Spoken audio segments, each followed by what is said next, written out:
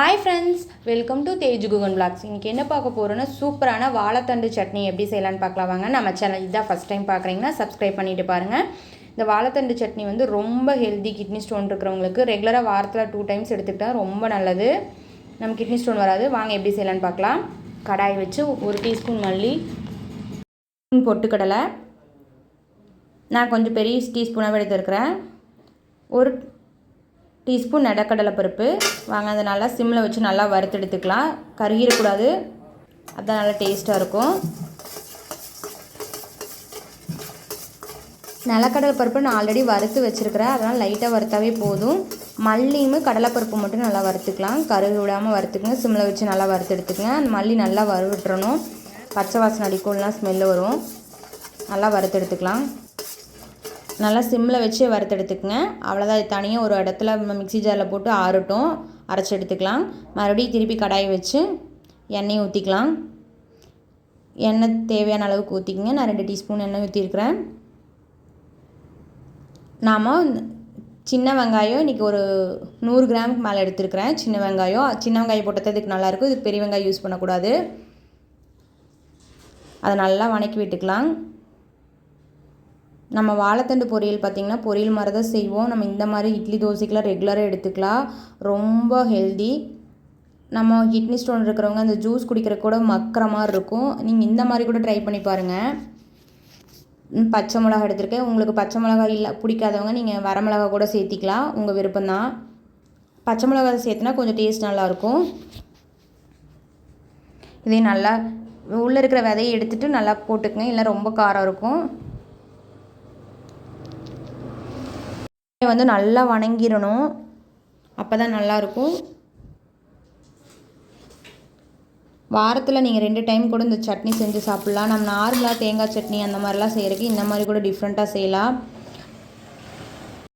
250 gram வந்து வாழைத்தண்டு பொடிசாக கட் பண்ணி ஆல்ரெடி எடுத்து வச்சுருக்கேன். போட்டு சேர்த்திக்கலாம். இது சட்னி வந்து ஓரளவுக்கு நிறையாவே வரும். இதையும் நல்லா நீங்கள் சிம்மில் வச்சு நல்லா வதங்கிடணும். வணங்காமல் சட்னி அரைச்சிட்டிங்கன்னா நல்லா இருக்காது. நல்லா வெந்துடணும். தண்ணியெல்லாம் ஊற்ற தேவையில்லை, இந்த இதுலேயே வெந்துடும்.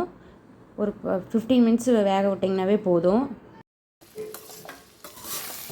15 நிமிஷம் நம்ம இருக்கிற தண்ணியிலேயே நல்லா வெந்துடும். நீங்கள் லைட்டாக மூடி மட்டும் வச்சா போதும், சூப்பராக வெந்துடும்.